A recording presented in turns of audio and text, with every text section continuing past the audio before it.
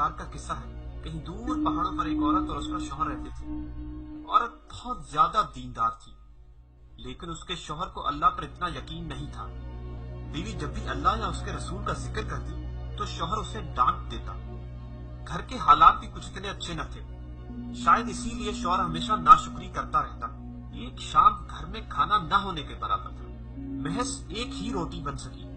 عورت نے سوچا کہ آدھی روٹی اس کا شوہر کھا لے گا اور آدھی وہ کھا لے گی، لیکن کچھ ہی دیر بعد باہر کا دروازہ بجا۔ عورت نے جب دروازہ کھولا تو اس نے بہت لاچار، مجبور اور بھوکا بھکاری دیکھا۔ عورت کو اس پر بہت رحم آیا اور اس نے اللہ کے بھروسے گھر میں جو ایک ہی روٹی تھی وہ اس بھکاری کو دے دی، اس یقین کے ساتھ کہ اللہ اس کی ضرور مدد کرے گا۔ جب رات کا وقت ہوا اور اس کا شوہر گھر آیا تو اس نے کھانا مانگا۔ اس عورت نے بہت یقین، بہت بھروسے اور حوصلے کے ساتھ اپنے شوہر کو بتایا، گھر میں جتنا کھانا تھا میں نے بھکاری کو دے دیا، اس بھروسے کہ اللہ میری کسی نہ کسی طرح ضرور مدد کرے گا۔ شوہر یہ سن کر بہت ناراض ہوا اور عورت کو برا بھلا کہنے لگا، لیکن اسی وقت ایک بار پھر دروازہ بجا۔ شوہر نے جب دروازہ کھولا تو اس نے دیکھا ایک شخص ہاتھ میں 18 روٹیاں پکڑے کھڑا تھا۔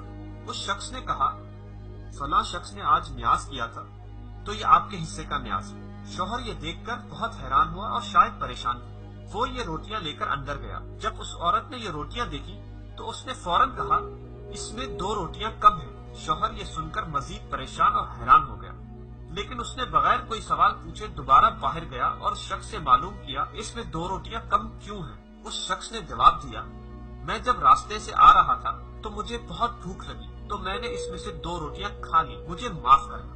شوہر بہت حیران ہوا اور پریشان ہوا اور دوبارہ اندر چلا گیا۔ اس بار اس نے اپنی بیوی سے سوال کیا کہ تمہیں کیسے معلوم کہ اس میں 2 روٹیاں کم تھی؟